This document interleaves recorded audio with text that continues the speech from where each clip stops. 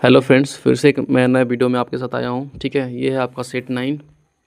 Okay, set 9 है और इस मैंने ऑलरेडी जो है ना 8 सेट करा दिया है और टोटल मुझे 300 PYQs कराने हैं। ओके, ये MTS के लिए है, सिर्फ GK के लिए है। तो अगर आपको प्रैक्टिस करना है GK के लिए तो सबसे बेस्ट सीरीज़ है आपका, आप मेरे प्लेलिस्ट में जाइएगा MTS PYQ सीरीज़ में। ठीक है, आप सारे जितने भी PYQs अपलोड हैं पहले उसको देखिए और मेरे चैनल को सब्सक्राइब कर दीजिए ताकि जितने भी PYQs मैं अपलोड करूँगा ना तो आप सबसे पहले उसको देख सको। ठीक है, चलिए, क्योंकि अब अभी CGL का एग्ज़ाम चल रहा है, उसके बाद फिर इसी का चांस है एग्ज़ाम होने का। ठीक है, तो हम लोग अपना तैयारी जो है स्ट्रॉन्ग रखेंगे और GK is the main aspect होता है। ठीक है, बहुत इंपॉर्टेंट एस्पेक्ट होता है आपका GK। सो GK को स्ट्रॉन्ग जितना ज़्यादा कर सके वही सही है। चलिए, कह रहा है कि which property of an element is inversely related to its ionization energy.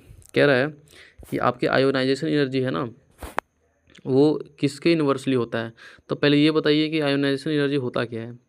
तो जैसे मान लीजिए कि कोई एटम है, ठीक है आपका, तो एटम से, ठीक है, एटम से आपका कोई इलेक्ट्रॉन है ना, इसको निकालने में जो ऊर्जा खर्च होती है, ठीक है, एटम से इलेक्ट्रॉन को निकालने में जो ऊर्जा खर्च होती है ना, उसी को बोलते हैं हम लोग आयोनाइजेशन एनर्जी।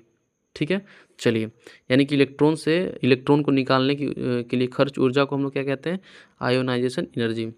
तो ये किसके रिवर्सिबल है, तो इलेक्ट्रोनेगेटिविटी, एटॉमिक मास या एटॉमिक रेडियस, किसके। तो देखिए, इलेक्ट्रोनेगेटिविटी क्या होता है, ये होता है आपका कि इलेक्ट्रॉन के प्रति आकर्षण। ठीक है, तो ये तो होगा नहीं। एटॉमिक मास भी आप लोग जानते हैं, तो इस एटॉमिक मास भी इससे कोई रिलेशन नहीं रखता।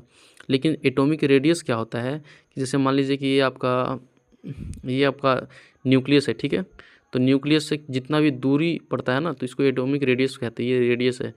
तो रेडियस जितना ही ज़्यादा होगा, ठीक है, इलेक्ट्रॉन से उसका संबंध उतना जो है उतना ही कमज़ोर होगा, यानी कि इलेक्ट्रॉन उतना ही जल्दी जो है वो बाहर निकलेगा। मतलब रेडियस जितना ज़्यादा बढ़ेगा, जो इलेक्ट्रॉन जो है ना वो बाहर उतना ही जल्दी निकलेगा। ठीक है, इलेक्ट्रॉन को हम लोग बाहर उतना आसानी से निकाल सकते हैं। यानी कि रेडियस बढ़ने से क्या होता है कि आयोनाइजेशन एनर्जी जो है होता है ना वो कम हो जाता है। क्यों, क्योंकि ज़्यादा रेडियस है तो अब एनर्जी कम लगेगा इसको निकालने में। ठीक है, अगर नज़दीक होता है आपका इलेक्ट्रॉन तो क्या होता है कि न्यूक्लियस से बहुत स्ट्रॉन्ग फोर्स से जुड़ा हुआ होता है। लेकिन जितना ज़्यादा दूर होगा आपका इलेक्ट्रॉन, उतना ही ना जो अट्रैक्शन है वो आपका न्यूक्लियस से कमज़ोर होगा, तो उसमें ज़्यादा एनर्जी लगेगा। ठीक है, अगर हम नज़दीक रहेंगे तो एनर्जी ज़्यादा लगेगा, अगर दूर रहेंगे तो एनर्जी कम लगेगा। तो आपका एटॉमिक रेडियस क्या होता है, इन्वर्सिबल होता है किसके, तो आयोनाइजेशन एनर्जी के। यानी कि जितना ज़्यादा रेडियस होगा उतना ही कम हमको ऊर्जा लगेगा आपको इलेक्ट्रॉन को बाहर निकालने में। ठीक है, चलिए, कह रहा है कि अकॉर्डिंग